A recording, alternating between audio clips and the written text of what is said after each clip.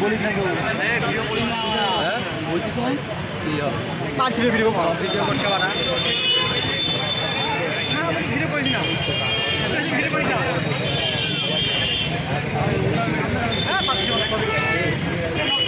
ভুলে যায় না যে কোন কারণে এসছে এখানে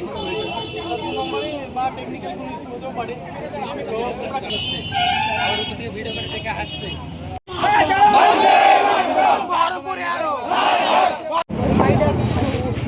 ভাই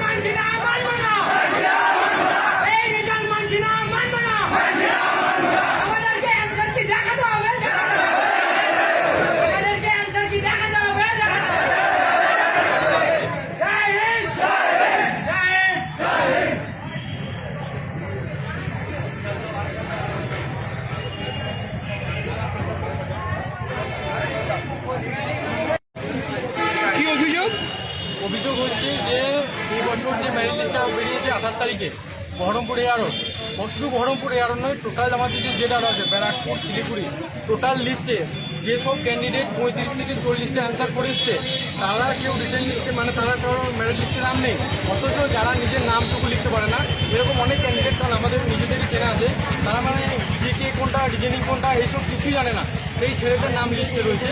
সেখানে আমরা যারা সারা বছর মেহনত করি অন্যান্য মক টেস্ট দিই আমরা এতটুকু আমাদের এবিলিটি আছে কি আমরা বুঝতে পারি যে আমরা কোনটা ঠিক করলাম কোনটা ভুল করলাম। এবার হতে পারে 40টার মধ্যে 5টা ভুল, যেহেতু আমরা এত করি তাও 5টা ভুল হতে পারে, এমন নয় যে আমরা একদমই খারাপ পরীক্ষা দিয়েছি, সেইটুকু আমাদের কনফিডেন্স আছে। তার সত্ত্বেও আমাদের আজকে পরীক্ষাতে মেরিট লিস্টে আমাদের নাম নেই, তাও আবার দুটো এক্সাম প্লেসমেন্ট জিডি দুটোতেই আমি এক্সাম দিয়েছি, তো দুটোতেই ভালো এক্সাম হয়েছে, একটাতে 40+, একটাতে 35+ অ্যান্সার আছে।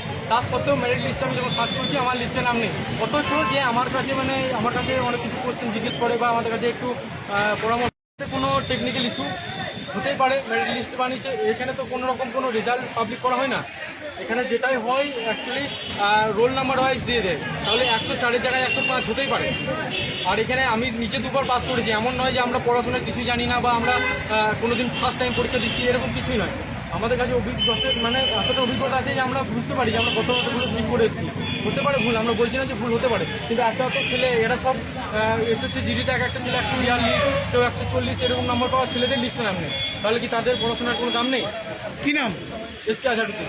এই পরীক্ষাটার নাম কি? এসকে আজাদ।